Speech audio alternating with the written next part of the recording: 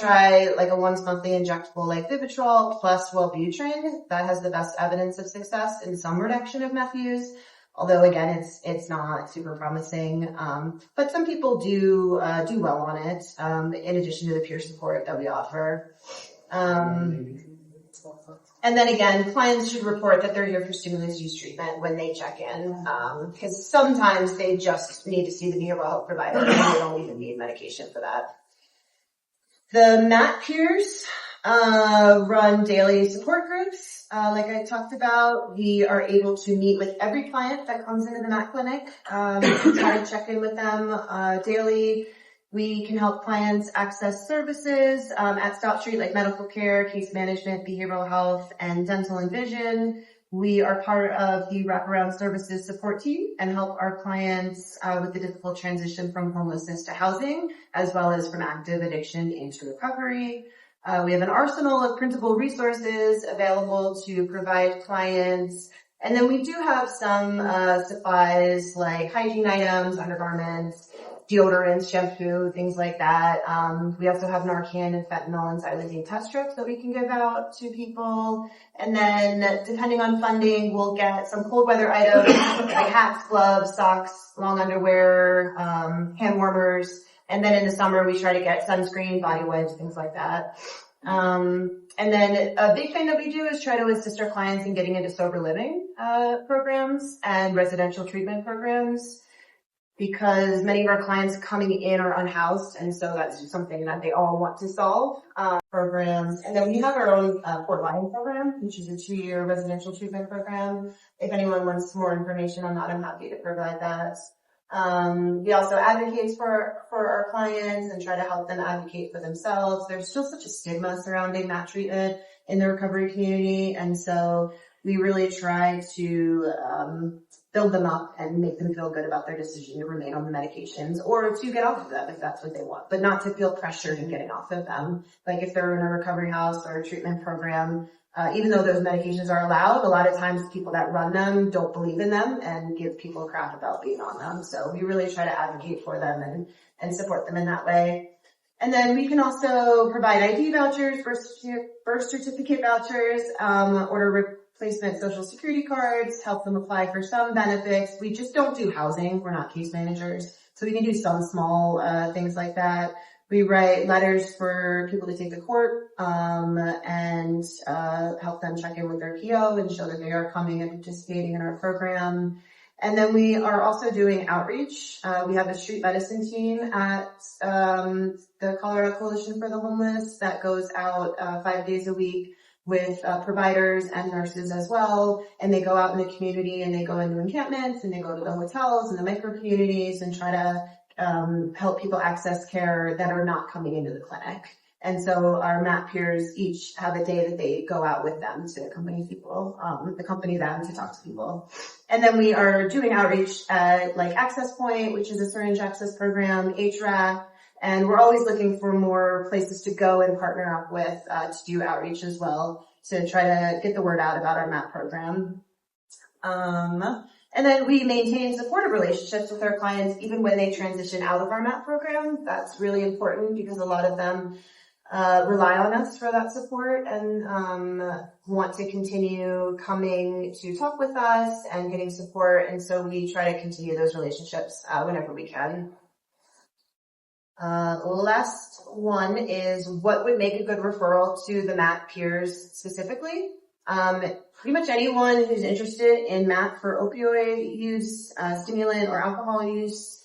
They don't need to be ready to start the program. We're not going to pressure them into starting our program. We're happy to either talk to them on the phone or come out and drive out to them, take them out for coffee. You know, we know that it takes time to build trust and relationships with our clients. And so we're not trying to just force people to get into our program. All right. We're happy to make methadone referrals. 2 of our peers, including myself, are currently on methadone. So we're happy to talk with people about methadone, even though we don't have that available in our program. A lot of times what happens is someone wants to get on methadone, but they don't have an ID or they don't have insurance and they want to do something now. So we'll suggest if you want to get on Suboxone, you can do that today. And then that way you're not sick and in withdrawal, and you can actually get those other things accomplished so that you can easily transition over to methadone. Because it's easy to go from Suboxone to methadone. It is not easy to go from methadone to Suboxone. And then, anyone who's interested in our Fort Lyon program, we can do those applications as well. And then I will figure out a way to get the last slide up. It just has our names and phone numbers on there for actually making those referrals. And then we do have a referral email, which is mattpeer@coloradocoalition.org. If you do send an email, we ask that you provide the client's full name, date of birth, contact information, and then any other information like have they been to the clinic before, what meds are they looking for, and what substances are they using. Or you could bring your client into the clinic and just go to the front desk and ask them to call a Matt Peer, and you could call us directly with our phone numbers. That's it. Thank you, Lisa. Awesome. Woo! So, food's here. I'm not going to make you guys smell it and not get it. So go ahead, grab a couple pieces while we transition. But the biggest myth that I usually came across was that harm reduction enables use or makes it easier. And I always counteracted that with, people are going to use drugs anyways. We're just trying to keep them safe and alive. And I think the other portion of that is just recognizing that harm reduction isn't just about substance use. It's about like the hygiene packs. It's MAT. It's about taking care of your mental health. And it's just about personal autonomy, which I think is sometimes lost a lot whenever we talk about harm reduction as a whole. So I really just hear a lot of times that harm reduction creates this space that says that like substance use is okay, and it is. Like there's nothing, substance use isn't good or bad, it just is. Sure. Hi everyone, I'm Josh Bloom, and I guess, I don't know. I won't bother with an introduction right now, but, I'm a medical provider. I worked at Denver Health for 25 years, actually, and just retired 6 months ago, finally as the medical director of outpatient, substance use disorder treatment at Denver Health, for the last 3 years, including the methadone program and the Suboxone programs there. I think, but I was actually indoctrinated into harm reduction by Lisa Rabel, who, as many of you know, is a big harm reductionist in town, and literally plucked me out of Denver Health and said, "You're coming with me," and then took me over by the hand to the little house on Santa Fe. This was before 2 places ago, and introduced me to harm reduction, and literally blew my mind. And I was, this was about probably 12 or 13 years ago, and I was like, wait, people don't need to be punished to get in treatment. I think that's probably the biggest myth. I would say that like I had to inhabit at that time, this was probably close to 15 years ago now, to say like, punishment isn't necessary for people to make good choices about their health or to want to do things that are health promoting. So I think that's like a big one that we still come across. And just the word punishment is really sticking out to me right now. So would you align punishment with stigma, or like how did that kind of framework happen for you? I think stigma is a kind of punishment, but they're not necessarily the same, right? Stigma certainly punishes people, but, punishment meaning that there has to be a really severe consequence to someone's use before they can want to make a change. Look, I'm not above using when people do have that golden opportunity, because there is a significant consequence. So I also provided medical care, HIV and transgender care in the Denver jails for a decade, and I was not above using that time when people had that golden opportunity of a little bit of a hard reset in jail to suggest things like treatment or sober living or things like that afterwards. But it's not a prerequisite, as we all know. I think stigma is a particular kind of punishment that there's really no place for that. And, there may be consequences that someone's substance use led them to, let's say, steal something, which then led to a predictable consequence and a form of punishment. That's maybe a little more understandable. To me, stigma, that we are in the business of completely eradicating stigma now. I think in all of our work, and I think we can all agree there's no positive purpose or positive result from stigmatizing someone who uses a substance. 100%. And it's funny that stigma came into the conversation. I just had to ask because of the way that you had used the word punishment. So with the stigma that you see, even just working as a peer, like on the streets or going to raves or concerts or anything along those lines. Yeah, I mean, you see it everywhere, and it just seeps in, and it really depends. You'll see stigma between, people that are using substances like MDMA or ketamine, and I say like, hey, I'm a harm reductionist, and I also work at a Syringe program or do peer support, and they're like, well, I don't do those drugs. And I was like, well, a drug is a drug, a drug is a drug, period. There's no difference between the drugs. It's just about a person's relationship with it. And it can be kind of touchy working inside of a recovery organization because everybody has their own sort of recovery that they came into with, and kind of this idea that abstinence or recovery is equal to abstinence. And that's what I have to constantly remind people, is that harm reduction is a pathway of recovery. It's not a pathway to abstinence. So I think a lot of times I have to redirect people and remind them, like, let's be realistic here. Not everyone is going to stop using drugs, and if we're being honest, most people aren't going to stop using drugs. So why are we trying to get people to this goal of abstinence whenever I'm just trying to tell them, I care about you right now, no matter what you're using. If you're using, I just want to be here to support you in any way that you can. So I think stigma is just one of those things that we really are trying to bust down, but it's going to take a lot of work because it is just so ingrained into so many different types of treatments, so many different types of recovery, and it's even embedded inside of harm reduction organizations. Like, I worked at the health department with these public health nurses that just thought that they were these harm reduction baddies, and I had to constantly remind them that they weren't. And they didn't like that, so they pushed me out. But anyways, it is what it is.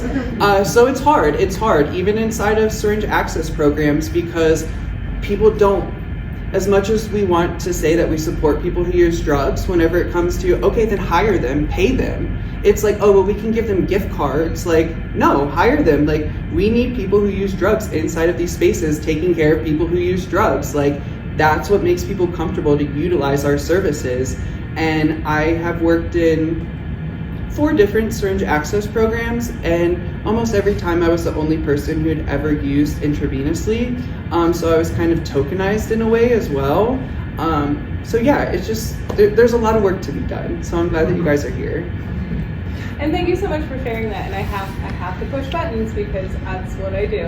So hearing everything you said about, like, I especially love the way that you refer to them as harm reduction daddies, because I definitely have worked with a few medical professionals, not Dr. Bloom, who thought that they knew it all. And I will say that Dr. Bloom was the one who introduced me to harm reduction, made me love harm reduction, and made me really authentically understand it. And so I would love to hear any kind of rebuttal or debate that you have. Would you consider yourself a harm reduction daddy?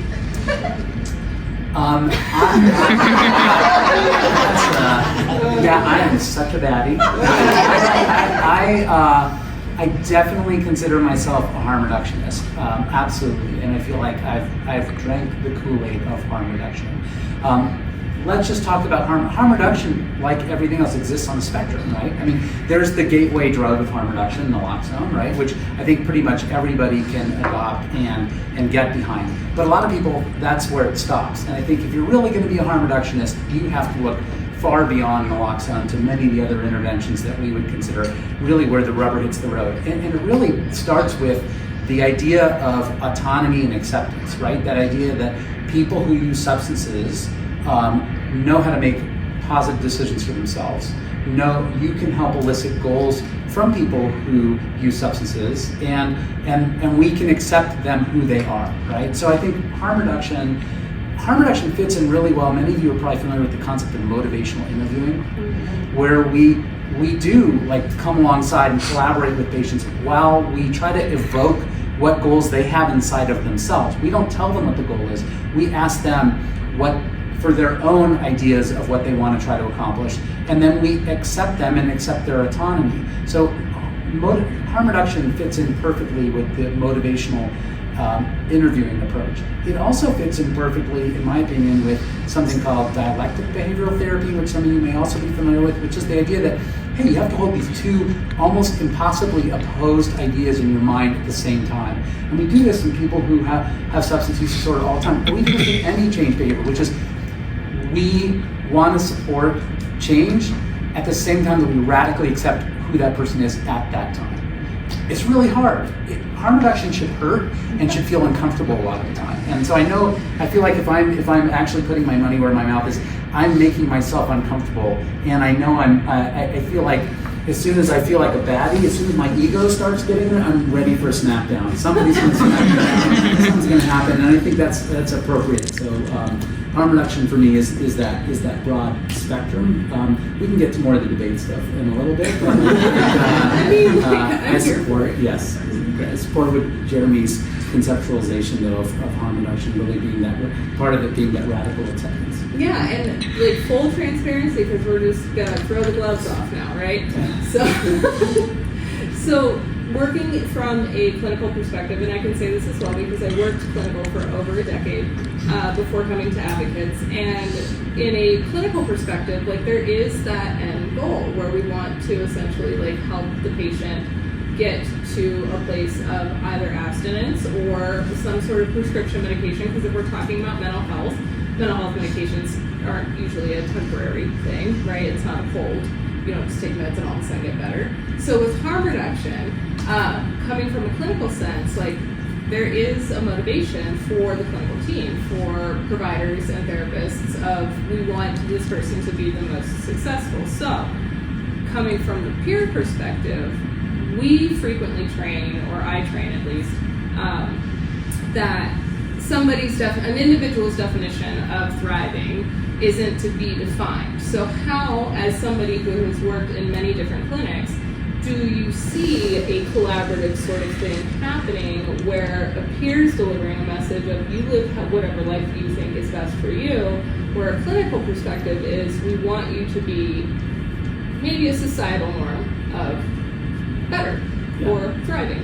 Yeah, I mean, I think I relish the fact that we were talking about this earlier, that the peer's role is just to be with the person, provide non-judgmental, non-stigmatizing support, and find out what the person wants or needs in that moment. I come with a little bit of a different agenda, right? I do. I come with a treatment agenda, and a lot of times I'm, if not pushing the agenda, I may be trying to evoke a little more change talk out of a patient than the peer might be. And that's okay. We're like different tools. And sometimes people are absolutely not ready to talk to me, and I'm not the right person for them to talk to, and they really need Jeremy. And then sometimes later on, they do want to make additional changes. But I feel like the best approach to that is first of all, recognizing my own limitations as a treatment provider. I come with the agenda and being totally upfront with the patient about it. Like, hey, you have your agenda, I have my agenda, and I'm actually going to tell you what my agenda is. My agenda is I want you to work maybe towards, and it may not be abstinence, but maybe substantially reducing the harms of their substance use. So it may be from, for example, daily substance use to weekly. And that may be a very reasonable goal for them, where that's going to really substantially reduce the harms. But they may not be they may not be ready to act on my agenda, or might not be open to me trying to evoke that agenda. As you pointed out earlier, that building of trust is such a huge thing, and it doesn't happen overnight. And so I just recognize I'm one kind of a tool, and I'm more of a hammer, but I can kind of squash people with time, and maybe they need the pillow if we decide to Jeremy. Yeah, do you want to elaborate on that? Yeah, maybe if I didn't just have a brain fart. I feel like we really, the thing is that you never know what someone wants, or we can even say needs. Like, we need to meet together in the middle and really realize that we both provide these different things. We're both different tools, and they're both equally important, and it can be important at different times in this person's journey. And, like, while you may have the agenda of, more of like treatment based and a healthier lifestyle, like I'm gonna stick with them through the highs, the lows, the neutrals, and really just provide that just unbiased peer support no matter what. Because let's be honest, like whenever use sometimes does get chaotic, like sometimes we just need someone to talk to. Sometimes we just need someone to listen and say like, yeah, I get it. Like this shit is hard. Like I can understand like use completely.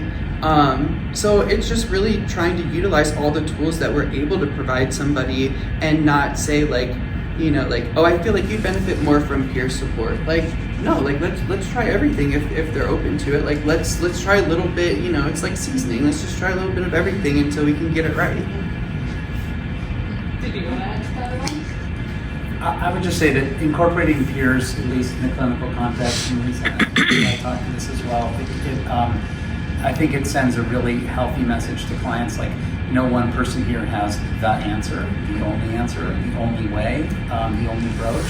Maybe, you know, if you're not ready for one message and you're ready for another message, it's just that sense of humility about we work collaboratively. We can have differences of opinion or different agendas or perspectives, and we recognize each other's value. So I think that's a really powerful message for clients who, as we've all seen, are all on their own unique journeys. The thing that is like, so I make a joke about being someone who does addiction medicine, because I'm like, there's like 3 medicines I use. It's the most boring medicine in the world, but what is endlessly fascinating is everybody's unique journey, right? It's talking to every single patient, every single person is so different, unique, and no matter if you're using the same medicine over and over again, day in and day out, you get that amazing jewel of a story out of each person, and that's what makes the work so rewarding and the relationships so rewarding.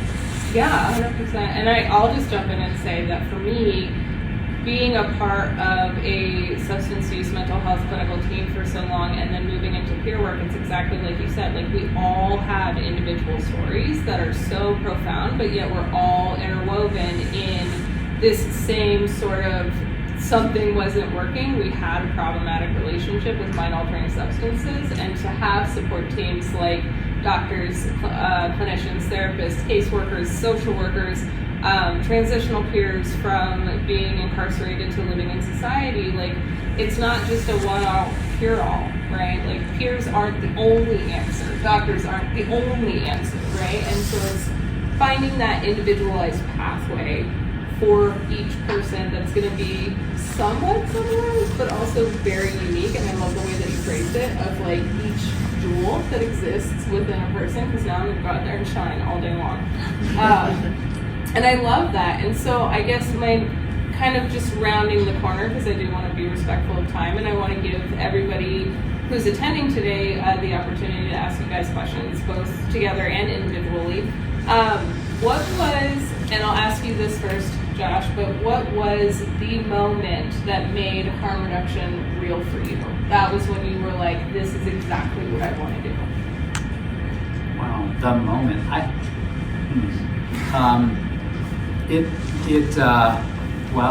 guess I would probably say for me it was going to the Harm Reduction Action Center for the first time and seeing a bunch of people in this big open milieu with their stuff spread all over the place, like, and having the aha moment, like that, wow, this is the one place they feel like they can come and feel not judged, and feel like nobody wants something from them or needs them to do something different in that moment, and let them just be themselves. I would say that was a really powerful moment for me. Another was, I will not go through my harm reduction journey with you all, but when I started working at Denver Health in the Suboxone clinic, it was abstinence only based. And I saw a psychiatrist who was supervising me, who was teaching me the ropes. This is 2015, 14 maybe, and we dismissed a patient who was sober from opioids but still using methamphetamine. And the patient was dismissed from treatment by this psychiatrist at that time because the patient wasn't abstinent from all substances. And the patient was doing really well, buprenorphine, by the way. And that struck me as so deeply wrong, which we can all see now, I think. And even then was pretty obvious, but that if somebody's doing well with a treatment, it's just getting rid of all or nothing thinking is really the bottom line, right? That's kind of the nature of harm reduction. It's incremental. Everybody's step is typically incremental. And if you, in the words of Lisa Ravel, again, there's terrible substance use over here, there's complete absence over here, and there's a whole lot of life that occurs in the middle, and being accepting of that life. So that was kind of a moment for me, though, of realizing how I didn't want to do things. I love the way you answered that, of how I didn't want to do things. Thank you. Mine was multiple moments put into one. So like I said, I'm from Ohio, where the overdose epidemic is very strong. And unfortunately, it just took losing a lot of friends constantly. Like, it was multiple people a week. And I was just so upset because I was like, we have the medication to stop this, but it's still happening. And it was just like, in my head, I'm like, this isn't making any sense. And there was all these programs in Ohio that were saying that they were doing harm reduction, but I just noticed that the stuff was not getting into the hands of the people that need it. So I was like, okay, well, like, how do I solve this? And then I looked at myself and I was like, well, I'm around people who use drugs every day that are overdosing. I was like, well, shit, let me try. So I reached out to an organization in New York, and it's called Next Distro. They're absolutely amazing. They do mail order harm reduction to anywhere in the United States, or they get you hooked up with a program that can get you supplies. And I'm talking syringe access, pipes, Narcan, testing strips, whatever it was. And this was my first introduction to harm reduction, and I just sent them an email and I said, hey, I'm losing everybody out here. Can you send me supplies so that I can start getting this into the hands of people that need it? And it was literally next day I got an email back, yeah, how much do you need? So then I'm like, oh wow, like, how much do I need? Okay. I'm like, and I messaged back, and I forget how I asked, but I was like, well, like, what's my limit? And they're like, you tell me, like, how much do you need? And I was like, wow, I've never experienced this before, that people were just like, no, whatever it takes to save lives. And I remember the first mail order that I got was just, boxes and boxes and boxes and boxes, and I made a whole room in my place into like this like harm reduction packing kit. I went to dealers and suppliers, and I got it into their hands. I got it into the hands of people who are using drugs. And it was just seeing the difference and hearing the stories from people that were like, thank you, because I didn't want to go to the health department to do this. It's embarrassing. I didn't want to have to go talk to these nurses and have them look at me a certain way and hand me 10 syringes whenever I know that I'm going to need like 100, 200, 250 this week, because that's all that they can give me. So it was all these different moments. And then for what really set it off was for myself, whenever I started getting deeper into harm reduction. And I was in a court program, I was in a drug court program, and of course they preached abstinence, and they said that's the only way or else you're gonna die. And I just remember one day I was sitting in bed and I was just like, no, like, I don't want to be abstinent. Like, this isn't for me. Like, I want to use certain substances. I don't want to use these ones, but I want to use these. And it just clicked with me. I was like, I'm utilizing harm reduction myself, and I'm gonna do this my own way.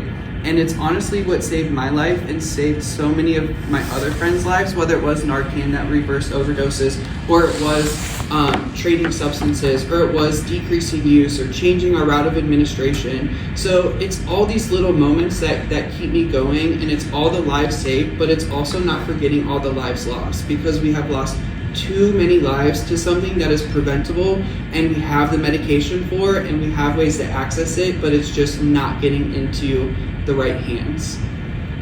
So then my final question, to like curtail off of that, is if you were to tell someone in this room who wanted to walk out and do one thing tomorrow in the name of real harm reduction, what would you tell them? Actually carry Narcan on you. And the other thing would just be, remember that every human is a human being, and we're all just trying to live in this life, and this shit is hard, period. That was two things. I know. Sorry. That's right. Just think. I think the He's second. being a baddie right now. I would just second the second thing you said, which is it really does start with treating people with respect, and even just simply like looking people in the eye when you talk to them, including people who are different from yourself. So I think that is the power of harm reduction is ultimately treating everybody like an autonomous human being, and with respect. And I think it all stems from that. I love that. Thank you. Now I do want to open it up. Does anybody have questions, concerns, respectful challenges for my previous trainees? You guys don't have any questions? War stories. War stories? Stories to tell. Or, yeah. Question for you. How long ago was it that you started was it an organization that you started, or was it just like friends, like gave out supplies? Or It really just started, so it's been over 8 years now. I started doing it whenever I was 18, like freshly 18. And I've been using substances since I was 12 years old. But yeah, whenever I turned 18, I just remember like that was the first time that I reached out to Next Distro, and I was like, hey, I need you to ship me supplies. And just kind of did it on my own, and I was kind of known in my area of like Northeast Ohio, like, yeah, reach out to Jeremy and he'll hook you up with supplies. But then I started to kind of get pushed by other organizations to become a 501c3 and to, work towards grants and stuff. And I did that for a while, but I honestly didn't like it. I hate the money side. Yeah, I was like, no, I'm just really going to work with Next Distro and have them send it to me and just work, just work with them on this, because I don't want to report. I don't want to tell them how many syringes I'm giving people. I don't want to tell them the demographics. I just want to show up and I want to give people what they need, because that's why I started it, was because there was barriers. Even though it was these anonymous programs where you can just show up and get supplies. Like, no, you were going to do a little bit of an intake. You were going to tell them your demographics. You were going to tell them what drugs you use. All you had to do was Facebook message me and say, hey, Jeremy, I need da-da-da-da-da. And I'd say, okay, where do you want to meet? And yeah, most of the time they were not on time, and I had to be patient. But I made it work, and that because it's what I love to do, and because it made a difference, and because I knew that it was not only saving lives, but it was helping people be healthier, and it was decreasing the spread of communicable diseases. But also, people just would always report to me and say, like, you make me feel seen, you make me feel not judged, you make me realize that they're like, I'm just a human being that is going through some shit and just trying to make it through life. And that was the biggest thing to me. Yeah.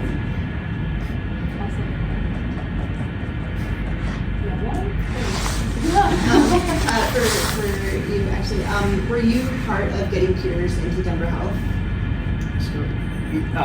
Yes. So it's kind of a relatively new thing in like the last 5-ish years or so, right? Or? It's been a long time coming. You write grants, sometimes you get them, sometimes you don't. I wrote a grant actually almost 10 years ago to try to get a peer. I was working with Rod Rushing. I don't know if anybody in this room knows him, but he was actually working in my clinic before he started a peer agency, and then I tried to get a peer supervisor and peer program through SAMHSA. Yeah. Anyway, there were fits and starts, but finally got some money for it. Yet, it was not easy either, in part because, as you all know, you eventually, as much as we all just want to do the work that makes us fill our cup, we have to, in some cases, measure, and in other cases, also bill for the services we provide. And until you actually get a payment model in place for peers to actually be recognized as a billable service, it's really hard to, have a widespread program.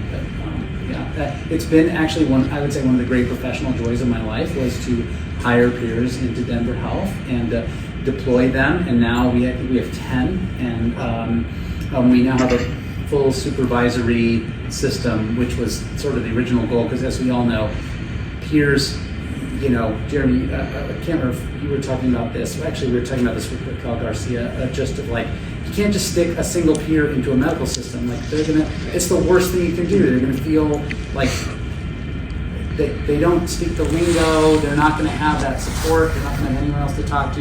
You're gonna have a ton of turnover. It's not gonna work. You need multiple peers. You need peer support. The peers themselves need the support.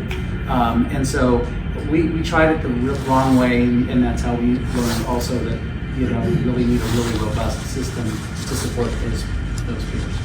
It's something we're definitely kind of struggling with here, but trying to get it together and build something, because we have a lot of peers in different departments. Some are just one peer on a team of case managers, and a manager who doesn't really know what a peer is, and then like I'm really the only peer manager and with a team of peers. Everyone else has just like maybe one or two peers, and when I started here it was just me in the clinic and that was it. Like they were like, this is a position we've been wanting to do something with, like you have experience, just make it what you want, and that was fine, but then it's built into something more. And the tough thing is, and I don't want to get too much in the weeds about this, but you actually have these parallel structures because you have peers deployed in different departments, and they respond and they report up through those departments. But then the peers need to come together and have a separate, almost a separate institutional structure for peer support that is not maybe their direct line supervisor, maybe not the person doing their performance reviews, and yet also has a role in that. So you need, like, peers are really unique in that they have that, you have to have that almost that dual supervisory system built in place, especially in a huge system like Denver Health, where a peer could just get lost and feel awful and re-traumatized and all the other things that we know can happen to peers in a way that you really need the support including like severe mental health crises, which we've seen from some of our peers who were not adequately supported by their supervisors. I'm really glad that you brought that up, and I'm really glad that you brought that into the conversation as well, because in the state of Colorado, it is not yet, and I say yet, but it is not yet required for peer support professionals to have supervision from another peer. However, AFR does a peer supervisor training, and we invite all kinds of walks of life, like clinicians and case managers and social workers and like general managers, to have a better understanding of what supervising a peer looks like, right? But I love the authenticity of what you just said in understanding, and it is very heartwarming to me to hear it come from somebody who has been in the medical field specifically for so long, recognizing that peers need a very unique support and a very unique support system within the infrastructure of the workforce, because our role is so unique and critical in taking care of and offering support for people not only with substance use but also mental health, people who are experiencing being in-house, people who are experiencing being a veteran who is honorably or dishonorably discharged. And so to have that tiered system, which we kind of talked a little bit about earlier, that's happening at Denver Health, it is a thing that is starting to kind of be recognized more at a statewide level of, you have an entry tier who then can work into a manager position, and one of our directors is actually on the board for COPA for the CPFS exam, and they're really pushing that it become a definitive role, that there be a peer supervisor who supervises peers, because like I say in training, the clinicians have a lane and the peers have a lane, and they are right up against each other. But when it comes to certain peer issues, challenges, barriers, whatever that looks like, the clinician is trained and educated to answer that in a certain way, where a peer's role is not necessarily expected to respond in that way. So I really appreciate you highlighting that and underscoring that and recognizing that. The last thing I'd say is what you all do. I mean, it's you can have lived experience and work in a clinical role, and that feels very different than being a peer, right? When you're actually in the actual peer role, there's a part that you're asked to sort of give of yourself and make maybe even vulnerable of yourself that is, it's like a deeper level of commitment. It also puts you at some risk a little bit because you're just exposed to more rawness, I guess I would say, rawness of people's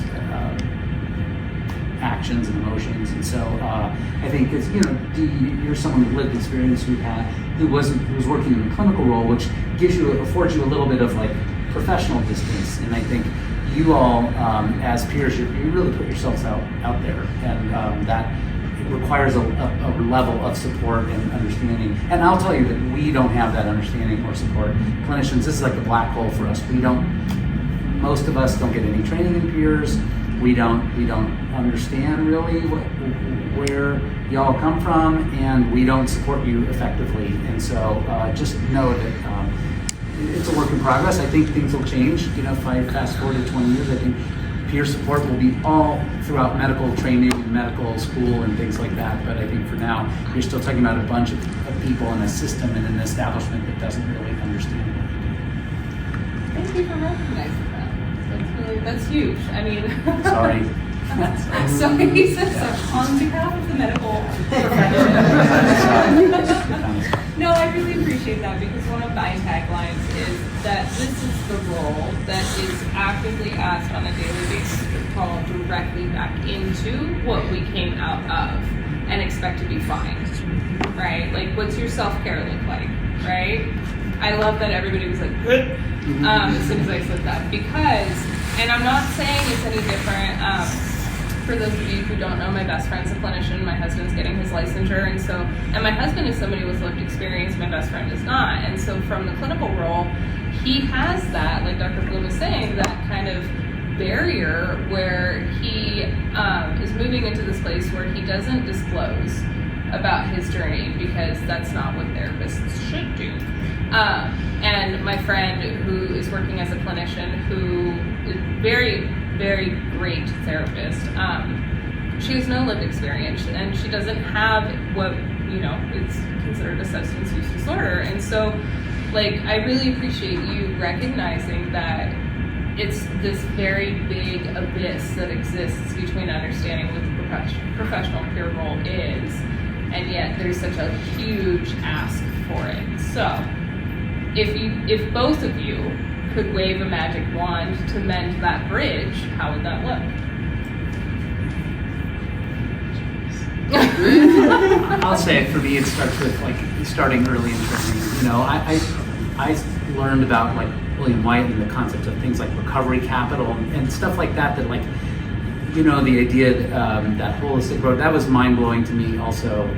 And so just it just literally changes the whole way you conceptualize care, because suddenly care isn't narrowly a medical procedure or a prescription or whatever. It is care is everything. It's every therapeutic relationship that someone experiences when they come to clinic, starting with the front desk out there. So like that's part of the care system. And so to that point, just including training on how to utilize people with lived experience in the earliest parts of medical training to me is the way that gap gets bridged.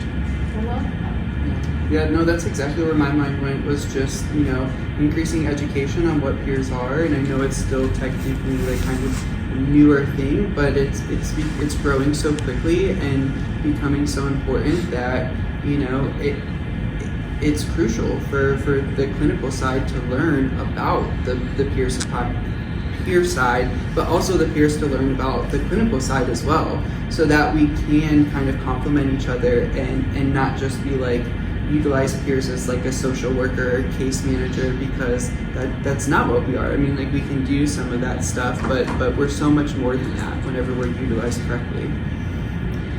My peer journey actually started not with substance use disorder, but I ran an HIV clinic at Denver Health, and we started a peer program around 2011 or 12 that included I remember we had an African American woman of color, and we had a patient in the clinic who had never been on antiretroviral therapy for years. No one could get her to take antiretroviral therapy.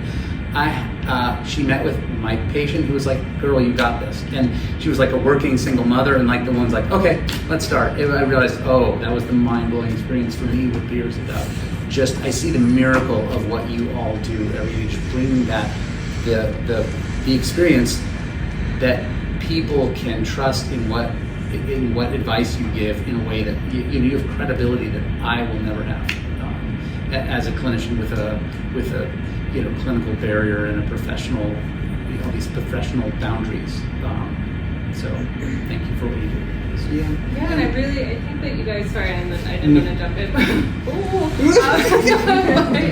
I think you said it really, really well, because I really appreciate you acknowledging that there is this significant lack of education from the medical and clinical side of what a person with lived experience working in a professional role can do. And I think that us, moving forward as peers, can really advocate for that in whatever kind of setting we go into, of how do we get that formal education? How do we have that fireside chat? How do we have that time carved out so that others on our clinical team can really understand who we are as people? Because I know there's a stigma attached to peer support as well. And I love that you had the experience of having somebody else with lived experience be able to essentially support this patient of yours into doing a life-saving treatment. And I mean, historically, like, people of color are less trustworthy of the medical system because of all of the atrocious things that we have done. And that note, like, having a peer in the room with that patient to sit beside them while they have that conversation, not for the patient, but with the patient, with the doctor, I think can really lead to some groundbreaking transitions. Sorry, go ahead. No, you're fine. I was just gonna say, like, utilize your guys' lived experience from doing work this long and working next to like clinical people or just people that don't have lived experience. I don't even have to say that I'm a peer or say that I've used drugs. Like, I literally, it's every time I get pinpointed out to, oh no, I can tell you use drugs. Like, just from how we talk and how we carry ourselves and the way that we go about things. The populations that we take care of can tell, and they feel more comfortable with us. And I'm always surprised every time by just the way that I get feedback from our population. That's just like, no, I just feel more comfortable with you because I can tell that you've been through it and that you understand and you're able to talk to me on a level that doesn't have this weird, almost like screen or barrier, because it's like, it sometimes feel like the clinical side is trying to like fit in with us in a certain way or trying to, you know, be like, no, like I'm cool, like I'm a cool doctor, I'm a cool nurse, and that's not what they're looking for. They're just looking for someone that they like. We know because we've used drugs or we've gone through mental health problems that you really can't fully get it until you've been through it. And we can all see it because we can be walking through a store and we can go, oh yeah, you've been through it. Like, I can tell, yeah, you've been through it. And I just think that's so crucial, and that's what gives people that space to be able to utilize the services that our organizations can provide. Does anybody else have any questions for her? I just wanted to make a statement. Thank you for all the knowledge and everything that you guys have and the experience, right? Like, where was this when I was using, you know what I mean? And I just got emotional just like listening because like 8 years ago, we didn't know those things, and I lost a lot of people because we didn't know about fentanyl and the extreme of all the things, right? And it's near and dear to my heart because I lost a lot of people in that Commerce City apartment thing with the fentanyl poisoning. And if they would have had access or known, you know. So it was good that my wife didn't want to because of the stigma talk about it or reach out for help because of the stigma. And she also overdosed and passed away, you know. So it's good to have people like, you know, with no judgment because I didn't go to these talks because I didn't want people to know about it because I was judged. So thank you for what you do. That's all. Thanks, Val. Well, I just want to say thank you guys. And Josh, thanks for answering my random phone call after a year. He's like, what are we doing? I'm like, just wait. Thank you guys for the work you do. I mean, there's no sort of putting the genie back in the bottle now that we know the power of peers. I think we're only going to see just, you know, the expansion of roles and hopefully the power of what you do in helping people who use substances and other, honestly, I mean, again, it's not just for substance use disorder or mental health. It's for like everything. You can use people with experience in their cancer treatment as, you know, helping other people get through that rough road, and it just, that allyship is just utterly. Awesome. Well, thank you guys.